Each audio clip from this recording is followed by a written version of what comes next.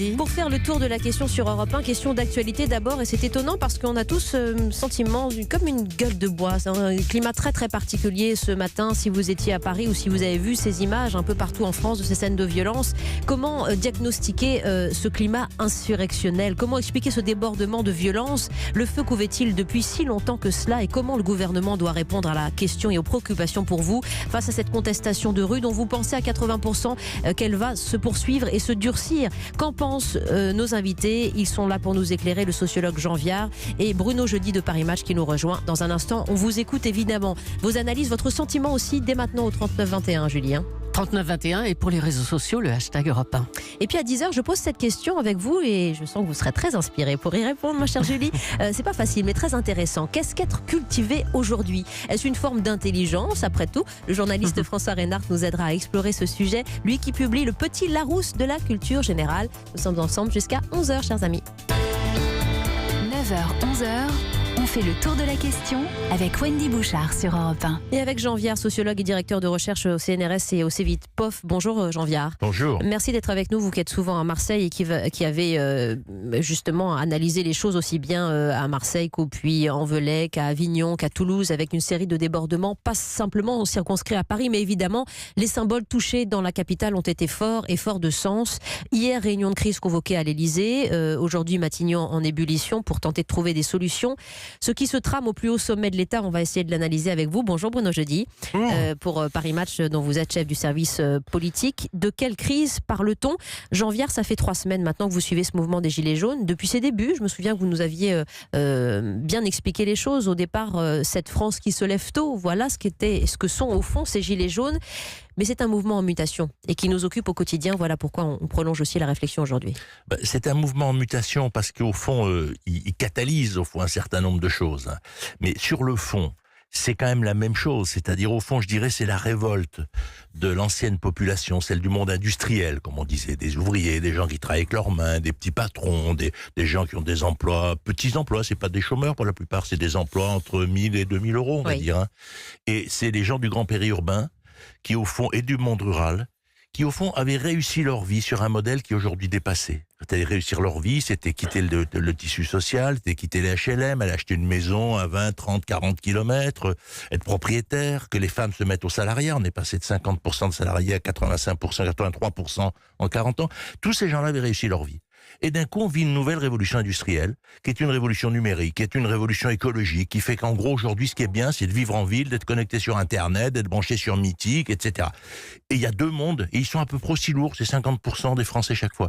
Et vous avez la même rupture aux États-Unis avec Trump, en Angleterre, etc. Donc au fond, c'est l'ancien modèle industriel, j'allais dire, contre le nouveau, si on peut dire les choses comme ça. Et après, il y a des erreurs du pouvoir, non pas sur le fond, c'est pas le débat tellement. Ils ont accumulé des choses qu'ils ne comprenaient pas. 80 km/h, le nouveau contrôle technique, la hausse des taxes, le fait de dire on n'augmente pas les impôts et d'augmenter les taxes. Bien sûr, il avait mis dans le programme, et excusez-moi, personne ne lit les programmes, l'idée qu'on avait retenue, c'est on n'augmente plus les impôts. Bon. Et donc, ils ont fait un certain nombre d'erreurs fortes, et ils avaient compris que les gens avaient une demande d'augmentation du pouvoir d'achat. Sauf que ce que les gens veulent, c'est que la feuille de paye augmente. Ce sont des gens qui travaillent. Ils veulent pas des aides, ils veulent pas être assistés, ils veulent pas 20 euros pour l'essence, 12 euros pour la garde d'enfants et 42 euros pour autre chose. Ils veulent que le salaire augmente. Point barre. Et bien ça, on leur a pas donné. Et bien ce qu'on ressent surtout, c'est qu'en dehors de cette analyse qu'on partageait il y a 3 semaines, si on ne répond pas à leurs préoccupations et à leur, j'allais dire leur entêtement, mais vital, ça risque de se passer très mal, Bruno Jeudi. On comprend la radicalisation aussi de ce mouvement, casseur ou pas casseur, on fera le distinguo ensuite, mais il y a quand même une forme de violence aussi dans les revendications des Gilets jaunes. Absolument, mais ça se passe déjà très mal. Depuis le début, au fond, dès le premier samedi de manifestation, il y a eu de nombreux blessés, il y a eu un mort, même un deuxième ensuite. Donc ça se passe très mal depuis le début, et il y a eu une très mauvaise appréciation. Il n'y a pas eu du tout cette analyse que Jean Viard fait, qui est une analyse assez factuelle au fond de cette versus révolution industrielle, révolution numérique et fracture profonde du pays. Il faut rappeler que 52% des habitants de notre pays vivent dans des villes de moins de 10 000 habitants. C'est un chiffre qu'il faut avoir en tête. Et ce chiffre a été nié dès le départ, puisque dès le départ, ce gouvernement s'est mis à dos une partie des villes et zones, parce qu'il n'y a pas seulement le périurbain, il y a aussi les zones désertifiées. Donc on est dans un pays assez fracturé, avec un président qui qui pourtant avait écrit un livre qui s'appelle Révolution, et c'est presque un paradoxe dans cette situation. Oui. Moi, ce qui m'a le plus marqué, c'est qu'au fond, Emmanuel Macron, semble-t-il, a eu sans doute ce diagnostic lorsqu'il a fait son itinérance mémorielle. Vous savez, dans l'Est et dans le Nord de la France. Cette tournée dans les départements de l'Est et du Nord. Il est revenu, il est allé à la télévision plusieurs fois dans cette semaine. Moi, j'avais le sentiment qu'il avait bien fait finalement ce diagnostic, mais qu'il n'en a pas du tout tiré les bonnes conclusions dès finalement le début. Au fond, il a bien vu, et il y a eu, comme souvent, hélas, dans les pouvoirs, une forme d'entêtement. Ces mots qui d'ailleurs veulent rien dire pour les gens qui sont dans la rue, le cap, on garde les mesures, et tout ça, c'est de la logorée technocratique absolument incompréhensible par les gens qui sont sur les ronds-points. Ils parlent un langage qui est tout à l'heure, j'entendais encore le porte-parole du gouvernement sur une autre antenne parler, mais je pense que personne ne comprend ce qu'il dit. Oui. Pourtant, il avait fait son mea culpa la semaine dernière en présentant les orientations énergétiques, en disant on ne comprend pas nous-mêmes ce qu'on dit, donc soyons plus clairs. Non, mais ils savent faire leur mea culpa. Le problème, c'est qu'ils ne font pas les bonnes conclusions à l'arrivée. Le problème, c'est que le peuple n'est pas content, mais on ne changera pas de peuple. Ils n'ont pas les bonnes personnes pour faire les bons discours, si vous voulez. Parce que, je dirais, Macron, Macron, on le connaît, il avait un projet, tout ça, mais c'est quand même un peu un haut fonctionnaire technocratique par certains côtés. Si vous rajoutez à côté de lui que dès qu'ils sont encore plus comme ça que lui, à un moment, ils savent plus parler aux gens. C'est-à-dire, ils savent plus parler avec des mots qu'on comprend, parler de fiches de paye, parler du fait qu'effectivement, la trajectoire écologique, on veut pas la perdre, mais effectivement, on a fait une erreur d'appréciation sur qui allait payer, donc on retouche la mesure. Enfin, des choses qui sont compréhensibles simplement. Moi, je crois que si vous voulez, c'est pour ça qu'il est clair que là, soit ils vont à l'affrontement et on va pas s'en sortir, soit effectivement ils font une nouvelle, ils changent le Premier ministre. Il n'y a pas de 36 solutions quand on est dans cette situation. Les fusibles sont faits pour sauter, mais à condition d'y mettre quelqu'un de plus social, qui est plus d'écoute, et que les gens se disent on va faire un grand Grenelle des fiscs derrière, et ça sera crédible, sinon les gens n'y croiront pas. Et puis on fait un moratoire. On ne peut pas s'en sortir autrement. Alors, c'est très intéressant de déjà mettre les pistes comme ça dans notre horizon. Ce ne sont pas les bonnes personnes pour faire les bons discours. Voilà ce que vous disiez à l'instant, Jean Viard. Donc, face à cette crise politique, comment on change ce que le gouvernement a à faire dans les heures et les jours qui viennent est une tâche très difficile. Crise insurrectionnelle. On va encore aller en profondeur dans son décryptage avec vous, ma chère Julie. On fait le tour de la question avec la Banque Française Mutualiste. Jusqu'à 10h, le tour de la question sur les événements de ce week-end. On y revient. Voici quelques titres de la presse ce matin pour Midi Libre. Monsieur le Président, à vous d'agir, à la une. Nice Matin, et maintenant, que va-t-il faire, avec un portrait d'Emmanuel Macron. Le Parisien, Monsieur le Président, il nous faut des réponses. Sud-Ouest, comment sortir de cette crise? Et la Voix du Nord, l'urgence est là, avec une photo encore du président Macron. Oui, une unanimité évidemment à la fois sur le diagnostic et sur la difficulté de sortir de cette crise. Jean Viard est avec nous, sociologue et directeur de recherche au CEVIPOF, Centre de recherche politique de Sciences Po Paris, et Bruno Jeudi, rédacteur en chef et chef du service politique à Paris Match. En ce moment, il y a à Matignon ce qui nous fait penser, je me disais, quasiment aux convocations au lendemain des attentats de Paris. Tous les chefs de l'opposition, des partis de l'opposition étaient reçus comme ça, convoqués pour essayer de partager un diagnostic, une expertise, une nécessité de sortie de crise. Il y a comme un sursaut de communion nationale, alors que les images de ce week-end ont encore une fois montré tout le contraire, hélas. Oui, à ceci près, Wendy, que d'abord c'est le Premier ministre qui reçoit les chefs de parti. Et pas le président. Et peut-être les représentants des Gilets jaunes. Donc, le pouvoir redécouvre l'existence des partis. C'est pas une habitude depuis l'arrivée au pouvoir de l'équipe d'Emmanuel Macron. Deux, on voit bien qu'il y a une urgence pour le président. Pour l'instant, il a confié cette charge au Premier ministre à sortir. Ça me paraît très compliqué de ce tête-à-tête avec la rue, ce qui est absolument mortifère pour lui. Moi, je l'ai dit dès le début de cette crise, c'est pas possible que le président de la République se retrouve en tête-à-tête avec la rue. On le voit d'ailleurs, la volonté, dès samedi, il y a 15 jours, les manifestants voulaient s'approcher au plus près de l'Élysée. C'est pour ça d'ailleurs que ça a pris ces débordements. Ils n'ont pas voulu aller au Champ de Mars, ils veulent s'adresser directement à l'Élysée. Là encore, ils voulaient s'approcher le plus près possible de l'Élysée. Finalement, les débordements et la casse a eu lieu à l'Arc de Triomphe. On voit bien que ces gilets jaunes ont compris que dans la République sous Emmanuel Macron, il n'y a qu'Emmanuel Macron qui compte. Et c'est bien ça la difficulté de ce pouvoir, c'est qu'aujourd'hui, il se retrouve seul face à la rue. Les titres de la presse cités résument ça. Donc, il se lance dans une tournée des chefs de parti.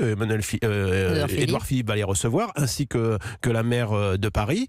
Je crois que on va se dire bonjour. Ils vont répéter ce qu'ils ont à dire. Je suis pas sûr qu'il faille en tirer grand chose de ça. J'ai l'impression qu'Emmanuel Macron est en train de gagner un peu de temps parce qu'il va devoir faire une prise de parole assez forte. Il a raté les 2 précédentes. Ouais. Finalement, les 2 précédentes, la dernière, il a essayé d'ouvrir un dialogue qui était plutôt j'allais dire de bonne foi, mais qui arrivait tard. Là, maintenant, peut-être qu'il va renoncer aux hausses de taxes ou appuyer sur la touche pause pour le mois de janvier. Mais il court en fait après ce mouvement. J'ai l'impression qu'il l'a compris, mais qu'il n'en tire pas les bonnes, les bonnes conclusions. Et quand même qu'on est dans une déconnexion toujours. Depuis Buenos Aires en Argentine, il dit voilà, je comprends les oppositions, je n'accepterai jamais la violence, mais la violence est là et on ne peut pas arriver sur un 3e week-end de chaos. C'est ça, on est dans le. Oui, mais si vous voulez, c'est le fait effectivement qu'ils n'ont pas assez mis la dimension sociale dans leur politique. Mais Nicolas Hulot le disait, enfin il y en a plein qui l'ont dit, y compris dans leur majorité, si vous voulez. Fait que c'est très difficile de rattraper, quoi, parce que les gens sont excédés. Oui. Et 2, à un moment, après, il y a une surenchère des demandes, et en plus, c'est un mouvement sans structure. Vous savez, c'est un mouvement de voisins, en fait. Les grandes luttes sociales, c'était ou par métier, ou par de grandes dates, la retraite, etc. Là, c'est les voisins qui se mettent sur le rond-point où ils habitent à moins de 500 mètres. Ouais. Et donc, il y a un côté territoire. Et après, ceux qui montent à Paris, c'est un peu les plus radicaux et plutôt ceux qui sont pas trop loin. Je pense qu'il n'y a pas beaucoup de Marseillais. Il y a plutôt des gens du Nord, de gens qui sont à 2 heures de Paris. Bon. Donc, c'est un mouvement compliqué parce qu'il n'a pas de structure. Et en même temps, c'est la société d'aujourd'hui. On est plus lié à son voisinage qu'à son entreprise. Parce que l'entreprise, elle est loin. On fait en moyenne 50 à 60 km par jour. Donc, en réalité, les copains de boulot sont pas les copains d'habitat, etc. Or, ça, c'est une lutte du territoire. Et si vous voulez, donc, c'est très compliqué. Et en plus, remarquez que les élus locaux ont disparu. C'est curieux parce que 80% des Français soutiennent le mouvement. On pourrait penser que les maires seraient devant en disant je suis d'accord pour se faire relooker, mais ils le font pas. À ceci près, Jean-Pierre, que les maires et les élus locaux ont plutôt tiré le signal d'alarme il y a déjà plusieurs mois. Oui. Non, mais ils n'en profitent pas pour se relégitimer. Bien sûr, à Marseille, il y a 3 mois, ils avaient déjà averti que les difficultés des petits élus, un jour ou l'autre, reviendraient par la grande porte. C'est un peu ce qui se passe. Et eux-mêmes, aujourd'hui, dans la mesure où ils ne sont pas entendus. Donc, de toute façon, les Gilets jaunes ont bien compris que pour eux, ils vont directement à Emmanuel Macron. Et au fond, rien d'autre. Ils sont dans un imaginaire de 1789, pas des grandes luttes sociales. Donc on va directement au corps du roi. Oui, au corps du roi, c'est ça. Et tout à l'heure, vous parliez de renouer le dialogue, qui paraît maintenant l'urgence absolue, mais y compris vis-à-vis des élus locaux. La maire de Paris pousse un coup de gueule aujourd'hui dans Le Parisien. Elle dit que c'est quand même incroyable de ne pas l'avoir associée, notamment au plan de sécurité pour préserver la capitale. Et ces scènes de chaos, elle était la première désespérée et désolée parce que c'est étonnant qu'elle ait été laissée loin de la concertation aussi, Bruno Joly. Mais elle fait aussi un peu de... de récupération politique. Elle fait aussi un peu de politique. D'abord, elle a les commerçants à Paris qui commencent à vraiment grogner entre la perte que représentent 2 samedis de manifestations, les dégâts. Donc, de toute façon, elle réagit. Il y a aussi la grogne des maires des arrondissements qui sont encore au plus près. Donc, de toute façon, elle est, j'allais dire, dans son rôle. Je suis pas sûr que ça change grand-chose et que la solution vienne d'elle, d'autant plus qu'à Paris, c'est le préfet de police qui a les pouvoirs de police. Il y a eu manifestement un peu de dysfonctionnement samedi, encore une fois, dans l'organisation. Moi, je suis pas un spécialiste, mais ceux qui le sont disent qu'il y avait beaucoup de policiers en position statique pour défendre le carré sacré des Champs-Élysées et de la Concorde, et finalement beaucoup moins parmi les nombreuses forces mobilisées pour défendre justement sur les avenues environnantes, d'où la casse qu'il y a pu avoir très importante sur certains secteurs du 16e et du 1er. Si vous voulez, moi je crois que ce qui se passe, c'est que le programme qui avait été fait par Emmanuel Macron, auquel j'ai contribué, donc je veux dire, petitement, je ne veux pas le revendiquer, mais ce que je veux dire, c'est que j'en étais d'accord. Regardez Philippe Aguillon dans Le Monde, il le dit aussi, il y a contribué beaucoup plus que moi. On dit au fond le programme sur lequel on était d'accord, il est passé à la règle de calcul de Bercy, il ressort de l'autre côté uniquement avec des moyens statistiques. Ouais. Et c'est un peu ça qu'on dit. Et si vous voulez, c'est vrai qu'on peut dire aux Français, la hausse des prix, elle est de 1,7%. Mais pour le smicard, elle n'est pas de 1,7%, puisque lui, il achète que des produits qui ont beaucoup augmenté. Il ne s'est pas acheté d'ordinateur, de lave-vaisselle qui ont baissé. Le prix, c'est une moyenne absurde. Donc je veux dire, on a pris un programme qui était un programme à peu près équilibré, et on a mis tout le temps en avant, j'allais dire, le pied droit, c'est pas qu'il soit, disons le pied financier, c'est plus juste, parce que la finance n'est pas particulièrement forcément de droite.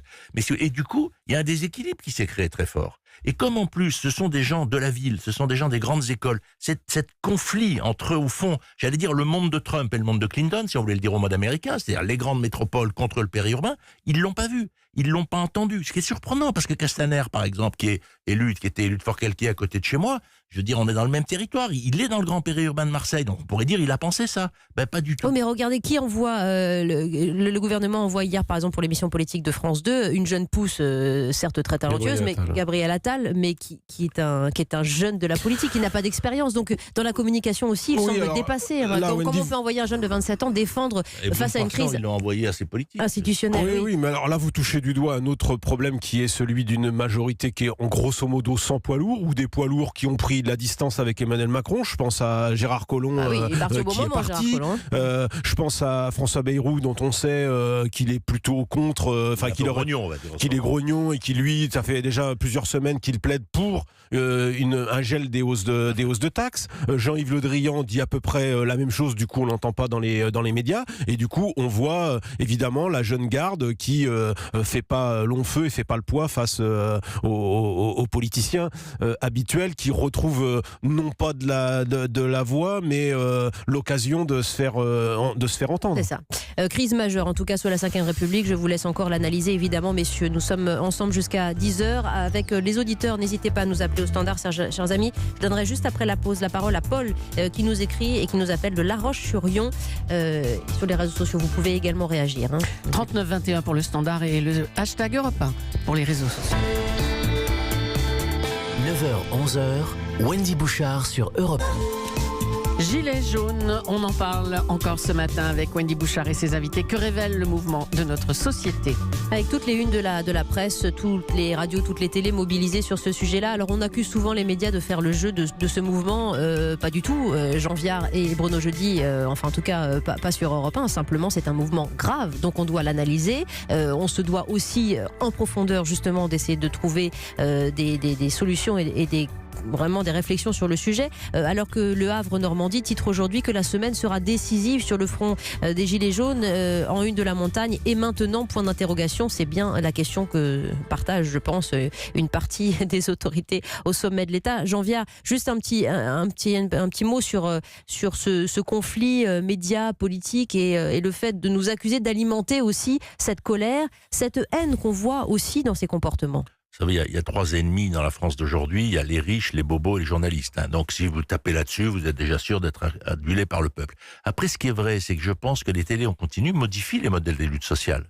Parce qu'effectivement, vous brûlez 2 voitures, ça passe 10 fois en boucle, c'est efficace. Donc, pourquoi ne pas le faire? Et avant, au fond, pour compter une manif, il fallait être 100 000, 1 million, quoi. Maintenant, on peut faire des événements comme ça. Donc, mais je dirais, c'est les sociétés modernes. Voilà, on est dans une société où l'événement visible a un effet considérable. Donc, ça pousse aussi à ce genre d'acte. Oui. Voilà, mais après, ça change pas non plus le fond des choses. Mais simplement, la lutte sociale s'adapte aux canaux de la communication. Quand il y avait avec l'humanité, c'était différent. Avec des témoignages protéiformes, on a bien compris cela aussi, et des revendications parfois peu ancrées dans la réalité. Oui, mais c'est ça qui nous a dépassé. C'est un mouvement, si vous voulez, qui est parti au fond, il y a eu un allume-feu dans une situation qui était explosive et mal appréciée. Pourtant, ils savaient que la question du pouvoir d'achat était centrale, puisqu'ils en parlaient toute la journée. Quand vous dites-ils, c'est le gouvernement, si vous voulez. Oui. Mais à un moment, ils ont allumé le feu, ils ont mis une mèche. Et rappelez-vous, le mouvement a commencé avec les 80 km/h au même endroit, et quasiment avec les mêmes. Ils étaient moins nombreux. Territoriale. Et les élus qui étaient critiques. D'ailleurs, Gérard Collomb, rappelez-vous, quand il a dit à une radio, je crois que c'était pas chez vous, Joker, quand on lui a demandé ce qu'il pensait du 80 km/h, Oui. et le président de Bretagne, enfin le ministre des Affaires étrangères aussi, ils ont bien compris ce que ça pouvait avoir. Mais comment, quand on a vu l'élection de Trump, de Salvini, etc., comment ne pas comprendre que le lieu de fracture de notre société doit être le lieu justement du projet politique? Et là, on dirait que le projet politique, c'est de passer un pied à coulisses entre les 2 forces de la France, la France numérique et la France ouvrière. C'est absurde. Et on ne peut pas dénoncer les nationalismes, les populismes dans le monde entier et pas regarder aussi la fracture sociale et territoriale. Mais c'est comme ça qu'on fabrique des nationalistes, madame, parce que ces gens-là, ils apprennent des modes de lutte violents, etc. Je veux dire, on ne naît pas d'extrême droite, on le devient parce qu'on a construit du politique violent. Oui. Donc ce qu'on est en train de fabriquer, si on ne sait pas y mettre de l'ordre, c'est une génération qui se sera construite dans les luttes des ronds-points, dans la violence, etc.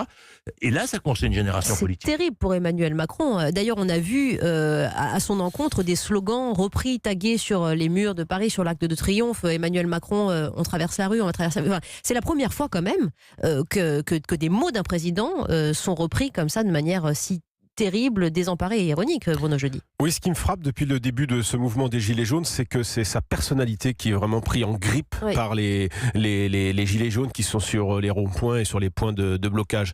C'est assez incroyable de voir qu'au fond, d'abord, ils ont compris que ça procédait par lui, mais plus que ça, c'est lui qui est leur cible, le catalyseur de tout leur mécontentement. Et vous avez raison, ils reprennent en boucle faut traverser la rue, les Gaulois réfractaires, toutes les phrases qui ont été évidemment prises comme autant de provocations de ces derniers mois lui reviennent en boomerang, à tort ou à raison, parce qu'on ne va pas revenir sur la signification de chaque phrase et le contexte de chaque phrase, mais peu importe, c'est le président de la République. Et pour ces gens qui sont dans la rue aujourd'hui ou sur les ronds-points, il en est le responsable. Et au fond, il a catalysé toutes ces colères et il les a même accéléré, parce que c'est vrai que Jean Viard le dit, ça fait déjà plusieurs mois qu'on voit bien que cette France elle bouillonne, qu'ils sont pas contents, qu'ils se sentent, et même les sondages le montrent. Nous on a un tableau de bord IFOP qu'on fait pour Paris Match, il y a moins de 15% des Français qui jugent le président proche de leurs préoccupations. C'est un niveau plus bas que celui de François Hollande au pire de son mandat. Donc là on atteint des niveaux de rejet qui me paraissent extrêmement inquiétants et surtout qui j'allais dire, obscurcit tout horizon et surtout porte de sortie dans ce mouvement. Sinon, une reculade en général et en rase campagne, ce qui paraissait terrible, parce que de toute façon, tout le monde a bien compris qu'on ne pouvait pas revivre un nouveau samedi comme on a eu il y a 3 jours. Il reste quelques jours pour agir précisément, et on verra avec Jean Viard si justement on n'y va pas tout droit. Avant de trouver des solutions, je vous lirai les commentaires de Jamel, de Joseph dans un petit instant. Je vous donne la parole, chers amis. N'hésitez pas à nous appeler au standard d'Europe, Julie. Le 39-21, à tout de suite. On retrouve Wendy Bouchard et ses invités pour parler des Gilets jaunes. Des Gilets jaunes à l'état d'urgence, c'est même le titre de cette première heure d'émission, avec quelques témoignages qui nous arrivent. Philippe, qui habite Dijon, nous dit « Je ne me reconnais pas du tout dans ce mouvement. Je le trouve égoïste, des gens qui ne pensent qu'à leur fin de mois. » Un autre message de Joseph de Metz. Je suis gilet jaune, mais je ne manifeste pas, entre parenthèses, car je travaille. Il y a 2 mondes, ceux qui payent des impôts, car ils sont obligés de le faire, et les évadés fiscaux.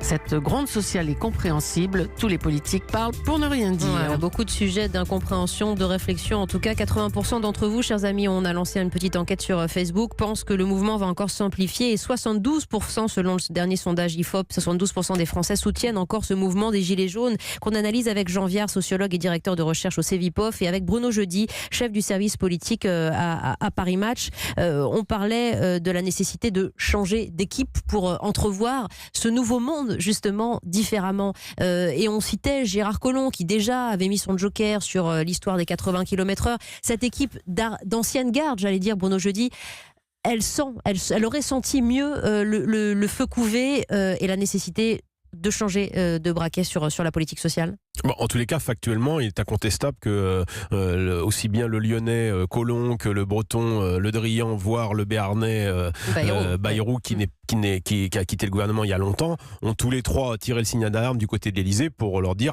que ça bardait dans le pays profond, en gros, c'est cette France des fins de mois, des petites villes, des moyennes villes, comme vient de le décrire Jean Viard. Que ce ne sont pas les voix qui sont entendues autour du président, en tous les cas jusqu'il y a peu, qui effectivement est plutôt sensible ou largement sensibilisé par les inspecteurs généraux des finances qui entourent le président et qui ont incontestablement pris le pouvoir dans cette première partie du quinquennat. Emmanuel Macron, il a fait le vide autour de lui, très très clairement. Il n'a pas fait le vide parce qu'il y a toujours eu ces influences autour de lui et en plus le discours de Bercy domine largement, imprime son action depuis 18 mois et c'est relayé aussi par un Premier ministre qui est totalement raccord sur ce discours. Et d'ailleurs on voit qu'une partie, alors pour l'instant une minorité, mais c'est quand même nouveau de cette majorité des marcheurs, commence un peu à dire il faut renouer le dialogue, il faut peut-être un moratoire, il faut un référendum. À prendre en grippe le Premier ministre Édouard Philippe. Ah oui, ce qui est grave. Si vous voulez, les intellectuels qui ont contribué à ce programme, Philippe Aguillon, Pisani, moi d'une certaine façon, etc. Oui. Ça fait un moment qu'on est perturbé. Oui. Et ça fait un moment, Philippe Aguillon disait l'autre jour, depuis juillet, j'ai pas vu le président. Moi, depuis juin, il m'a envoyé un petit mot, je te lis, je te dis. il m'a peut-être lu, mais il m'a pas dit. Donc je veux dire, au fond, on a eu le sentiment que ces gens-là qui avaient contribué à essayer d'avoir une pensée d'un projet politique, à un moment, c'est plus eux, le projet est fait, ça passe par les inspecteurs des finances. Je crois qu'il faut le dire Très comme clairement, ça. ouais. Et donc il y a eu effectivement un décalage, je pense qu'il faut y revenir. Après, ce qui est frappant, c'est que les manifestants, ils n'ont attaqué que des symboles napoléoniens. Je ne sais pas s'ils le savaient, mais c'est pas hasard, c'est pas des symboles de la République qu'ils ont attaqués. Ils n'ont pas été à la République, à la Bastille, c'est tous des bâtiments napoléoniens, notamment l'Arc de Triomphe. C'est-à-dire le pouvoir, le leadership face au peuple. Non, je sais pas, est-ce qu'ils le savaient ou simplement ils ont frappé au cœur des Non, choses? je crois Parce que qu'ils ça, le c'est savaient une bonne pas. analyse a posteriori. Non, mais c'est des enfin. monuments arrogants. C'est vrai que le Ouais. monument en haut des Champs-Élysées, c'est vraiment le pouvoir dans toute sa majesté. Quoi. Ouais. Non, mais c'est C'est juste qu'ils ont voulu fracasser moi, le ce que buste je de crois, Marianne si par vous voulez, principe et surtout, par c'est que haine. l'idée du gouvernement central, c'est de mettre l'entreprise au cœur du modèle économique, ce qui n'est pas la tradition française. Ah oui. Donc ça, c'est le projet central que je partage au demeurant. Hein. Sauf qu'il n'a pas été fait avec le peuple. Ils l'ont fait pour le peuple. Et ils ont dit notre projet est bon, les gens n'ont qu'à suivre. Mais non, pas ça une démocratie. Je veux dire, c'est pas parce qu'on a été élu, même si on est élu sur ce projet, après, il faut pas avancer pas à pas avec les gens. Et comme ils avaient l'impression que leur politique était excellente, et je pense qu'elle est indispensable si la France veut rentrer dans le concert économique des nations, sauf qu'il faut le faire avec les gens. Ils l'ont fait pour eux. Or, on ne fait pas la politique pour les gens. Et ça, si vous voulez, c'est tout le problème. D'une certaine façon, ils font de la gestion plus que de la politique. Et la question maintenant, c'est qu'il faut se remettre à faire de la politique avec les gens. Ça veut dire changer complètement d'équipe. Enfin, en tout cas, on parlait beaucoup de Xavier Bertrand. Il y a des hommes aussi dans l'opposition qui sont prêts peut-être à tendre la main et à progresser aussi sur une approche plus c'est le choix sociale. du président de la République. Oui, mais mais c'est clair que faut c'est peut-être des qu'ils gens s'y qui ont rendent. une expérience du terrain. C'est des gens, effectivement, il faut changer. Excusez-moi, Matignon est fait pour sauter, c'est les fusibles, c'est ça. Oui, donc pour vous, c'est fini, Edouard Philippe. En tout cas, Ils avec peuvent le cette équipe garder, c'est actuelle, pas c'est moi pas qui possible. décide. Oui. Mais je vous dis, pour moi, c'est fini. C'est-à-dire, pour moi, cette logique, ce que vous appelez les inspecteurs des finances, je ne sais pas s'ils le sont vraiment, mais on voit tout le monde comprend ce que ça veut dire. Oui. Cette logique-là de la pure rationalité C'est pas possible. sans humanité, Oui. elle est plus possible. Parce que quand il y a eu 3 morts, des centaines de blessés, attendez, on n'a jamais eu en France des manifestations, il y a 3 morts et des centaines de blessés, et combien il y en aura samedi prochain? Ben oui. C'est inimaginable. Donc ça veut dire qu'effectivement, il faut dire, on remet l'humanité au centre, en gardant le même projet, leur politique de vouloir faire de l'entreprise le cœur des sociétés. Bon, c'est leur politique. Mais après, on peut le faire avec humanité, et ça, c'est ce qui a manqué. C'est ça, et avec des politiques qui parlent aux gens aussi, aux Français, en disant on va déprofessionnaliser la politique, on veut des jeunes, on veut la société civile, mais on voit les limites mais il y a très aussi- clairement il y a aussi de l'exercice. Il y a aussi la question de l'injustice fiscale, parce qu'on voit quand même quelque chose qui remonte beaucoup, c'est le fait que pourtant ce ministère s'appelle la transition écologique et solidaire, et pour l'instant, les Français les moins aisés ont le sentiment que c'est eux qui payent beaucoup plus la transition écologique, à tort ou à raison d'ailleurs, hein, la transition écologique, que les plus aisés. Donc ça, c'est aussi une équation très difficile à résoudre, et qui pour l'instant, on voit bien que le pouvoir bloque là-dessus, parce qu'ils veulent pas lâcher sur les hausses de carburant, parce que ces hausses de carburant, on le sait, c'est 3 milliards en 2019. Enfin, donc voilà. Et le problème, c'est que si Emmanuel Macron recule là-dessus, il est mort. C'est-à-dire qu'il n'y a plus de crédit non plus. Non, mais moi, il ça, peut. alors, moi La politique, c'est pas je comme sais que ça. bon, il y a beaucoup de confrères disent son quinquennat est fini s'il recule sur les carburants. Moi, je pense qu'on ne meurt pas politiquement pour 6 contraire, centimes on s'adapte. au 1er janvier, et que le problème, c'est que maintenant, ça va arriver un peu tard. C'était sans on doute garde tout ça pour ça, hein. La il fallait semaine mettre dernière, c'était porteur. il fallait appuyer sur la touche pause il y a déjà 15 jours. Bon, maintenant, ils vont être obligés de le faire, mais dans une situation encore plus affaiblie politiquement. A tout de suite, Bruno Jeudi, Jean Viard, et je donne la parole à Jérémy et à Paul qui nous appellent à la fois de La Roche-sur-Yon et d'Angers. L'Ouest est mobilisé. 9h, 11h, Wendy Bouchard sur Europe. Quelle réponse politique faut-il attendre après les événements de samedi à Paris? On en parle avec Wendy Bouchard et ses invités Jean Viard et Bruno Jeudi. Une crise politique majeure, on va vous entendre encore dans quelques minutes. Jean Viard, sociologue et directeur de recherche au CEVIPOF, et Bruno Jeudi, chef du service politique à Paris Match. Je voudrais, messieurs, que nous laissions aussi la parole aux auditeurs. Paul, qui nous appelle de La Roche-sur-Yon. Bonjour, monsieur. Oui, bonjour Wendy Bouchard. Bonjour, merci de venir aussi donner votre ressenti sur ce mouvement qui ne cesse de s'amplifier. Je ne sais pas si vous pensez, comme 72% des Français, que ce mouvement est encore bon à soutenir et qu'il peut durer et s'inscrire encore, hélas, dans la violence. Oui, bien sûr, parce que d'abord on note qu'ils ne comprennent pas. Enfin, Emmanuel Macron et le gouvernement et même la majorité ne comprennent pas. On sent, on a encore vu Griveaux hier parler de problèmes de communication ou de pédagogie, mais ils prennent les Français pour des enfants, ça marche pas comme ça. Les Français ont très bien compris, et c'est sans doute le peuple qui comprenne mieux ce que c'est qu'une taxe. Donc ils ont très bien compris ce que c'est qu'une taxe.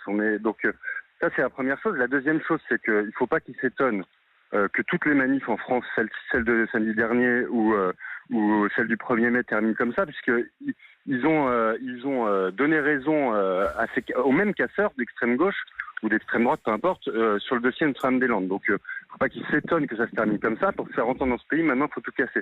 Puis la troisième chose que je voulais dire, c'est que on peut essayer de comprendre aussi ce qui se passe. Et tout à l'heure, Bruno Jeudi parlait de la personnalisation du mouvement, c'est-à-dire la haine qu'il y a maintenant envers Emmanuel Macron. Oui. Et Emmanuel Macron, il a oublié qu'il avait été élu dans des conditions un peu particulières. C'est-à-dire qu'il n'y a que 25% des inscrits qui ont voté pour lui au premier tour. Tout le reste n'a voté pour lui par défaut. Donc, il n'en a pas tenu compte. C'est la première fois qu'on a un Front National aussi fort, avec aucune leçon qui est tirée après le scrutin. C'est-à-dire qu'il a... On se disait la même chose en 2002 avec Jacques Chirac. Oui, mais Jacques Chirac, on a le deuxième quinquennat de Jacques Chirac, le premier quinquennat, mais a pas été une réussite non plus. Mais là, ce qui est certain, c'est que entre une majorité pléthorique, comme en 95 d'ailleurs, des députés qui ont été livrés sur Amazon quasiment. Moi, dans mon département, j'ai 5 députés En Marche. Oui. On les voit jamais, mais sur toutes les manifestations locales on les voit pas. Et quand la presse leur dit mais on vous voit pas, quand leurs gens dans les réunions peuvent leur dire on vous voit pas, ils répondent on n'est pas des assistantes sociales. Donc c'est ça un député En Marche. Et les 5 sont pareils. C'est-à-dire que ils assument le fait qu'ils sont là pour voter la loi. Ils le disent. Il y en a une qui avait dit ça. Moi, je suis pas une assistante sociale. Je suis là pour voter la loi.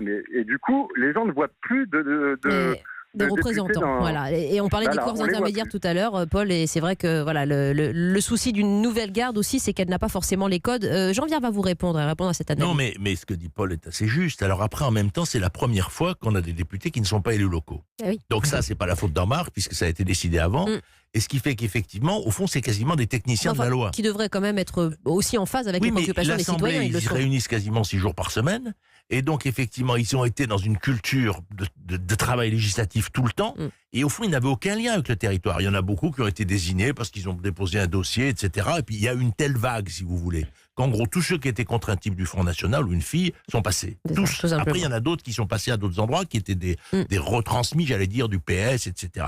Mais il y a eu, effectivement, face au Front National, on pouvait faire élire une chèvre, en gros. Et donc, effectivement, du coup, vous avez là des gens qui n'ont pas de territoire. Et donc, c'est un vrai problème. Oui, mais cette société civile qu'ils représentent devrait être massivement. C'est vrai, mais parce qu'ils n'ont pas les liens. Moi, je vois bien dans mon territoire et tout. Je veux dire, ils n'ont pas les liens avec les associations, avec les élus en place, etc.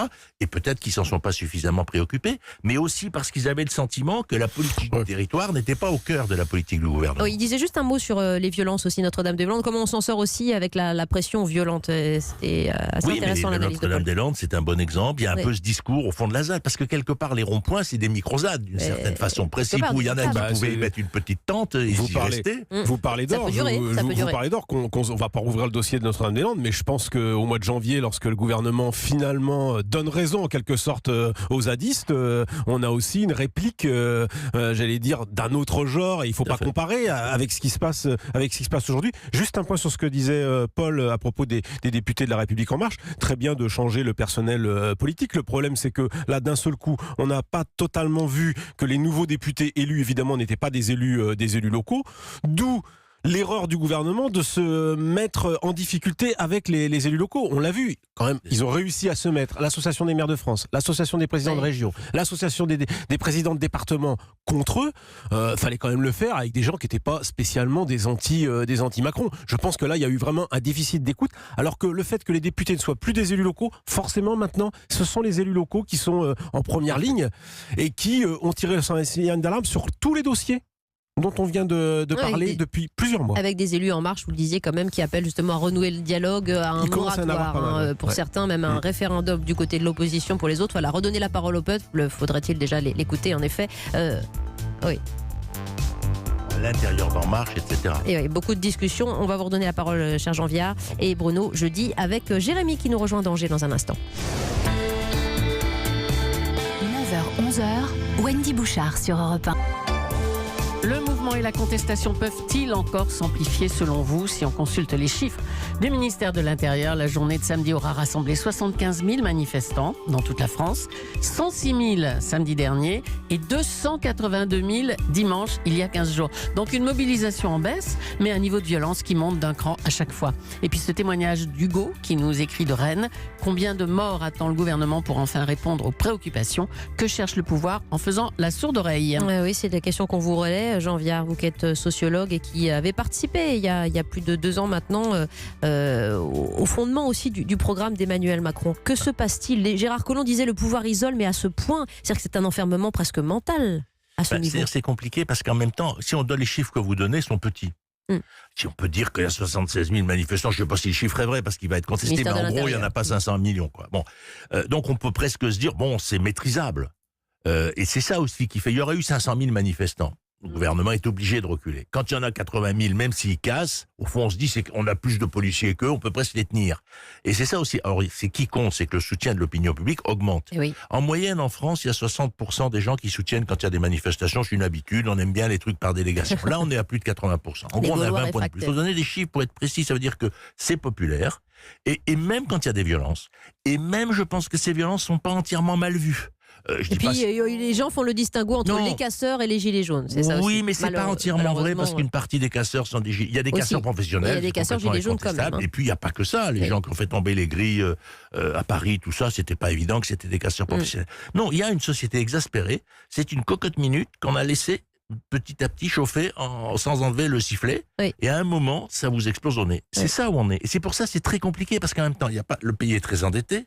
Et la révolution écologique est une nécessité. Donc il n'y a pas non plus des marges de manœuvre faciles. Je veux dire, j'aimerais pas être à la place du président de la République parce que trouver une sortie de cette crise, c'est extrêmement difficile. La société est chauffée à blanc et il y a peu de marge. Donc on est dans cette situation qui ne va pas être simple. Pour l'instant, c'est Édouard Philippe qui fait le travail et qui reçoit pour expertise, pour dialogue aussi, les élus notamment de l'opposition, les chefs de parti de l'opposition, mais c'est lui qui risque de faire les frais aussi de cette crise, comme le disait tout à l'heure. On verra, de toute façon, dans la Ve République, le président a plusieurs leviers dans les crises majeures. Il ne va pas dissoudre l'Assemblée pour l'instant. Elle existe, mais évidemment qu'il ne va pas le faire. Il y a évidemment également le changement de Premier ministre, qui est aussi un des leviers possibles. Pour l'instant, je n'ai pas observé que sur les barrages, on demandait la démission d'Édouard Philippe. Non, il demande la destitution d'Emmanuel Macron. C'est plutôt la destitution d'Emmanuel Macron. Il y a le levier du référendum qui est réclamé par certains, notamment chez les Républicains. On voit difficilement quelle question est possible de poser autour de la transition écologique. C'est assez compliqué. Mais c'est une voie de sortie possible. En l'état, aujourd'hui, ça paraît évidemment compliqué. Donc après, la 4e solution, c'est forcément pour Emmanuel Macron, j'allais dire d'abord de donner des signaux, sans doute à retard il a fait un remaniement il y a 2 mois. Non, mais déjà de faire la pause sur les hausses des carburants, de parler pouvoir d'achat, d'être beaucoup plus concret dans les solutions. La semaine dernière, il parlait qu'il fallait bâtir ensemble des solutions concrètes et pragmatiques. Maintenant, c'est à lui de les proposer. Changeons ensemble. Il est obligé d'en passer par là très vite, avec un signal fort à trouver. Alors, c'est à lui justement de le trouver, parce que sinon, il va continuer à faire monter cette colère, et une colère qui est personnalisée. C'est surtout ça qui est embêtant dans cette situation. C'est intéressant de dire que c'est à lui de le trouver, pas forcément Édouard Philippe. Jérémy, vous nous appelez d'Angers au 3921. Bonjour. Oui, bonjour. Bonjour, je ne sais pas si vous êtes mobilisé également ce week-end, s'il y avait des mobilisations. Oui, moi je faisais péage gratuit. On apporte un petit peu de bonheur aux gens. Ouais. dans leur vie quotidienne. Non, mais que plus sérieusement, parce qu'on parlait de ces violences qui ont quand même entaché le mouvement. D'abord, est-ce que vous les condamnez comme devraient le condamner un certain nombre de gilets jaunes aujourd'hui? Oui, je condamne toutes les violences, ça c'est sûr, mais il y a un fait dans notre société, c'est qu'en fait, en ce moment, faut pas se leurrer, pour qu'il y ait certes, il y a certaines personnes qui puissent librement spéculer sur leur salaire. Il faut qu'il y ait une autre partie de la population qui soit, elle, enchaînée à l'économie réelle. C'est ça le fait de notre société.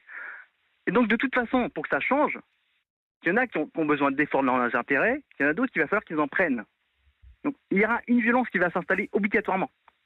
Et elle est terrible. Il y en a qui ont envie de rien lâcher. Oui. Vous savez, l'ordre et la liberté, ils ont un chemin commun. C'est bien ça. Le discours de Jérémy se retrouve aussi chez un certain nombre de gilets jaunes, Jean Viard. Mais bien sûr. Je veux dire, ils se retrouvent et il y a au fond, et c'est pour ça qu'au fond, qu'est-ce qu'ils attendent les gens avant Noël? C'est que ça se voit sur leur fiche de paye, quelque chose. Voilà. C'est-à-dire qu'on peut faire les grands discours qu'on veut, à un moment, c'est est-ce que je gagne plus? Et c'est ça qui est en question. Et c'est pour ça que le moratoire sur l'essence ou le diesel, il est quasiment impératif, quoi. L'essence, vous savez, vous le voyez toutes les semaines, ça tourne devant votre œil, là, le prix qui augmente à toute vitesse. Et on sait très bien que les gens sont sensibles au prix qu'ils voient régulièrement.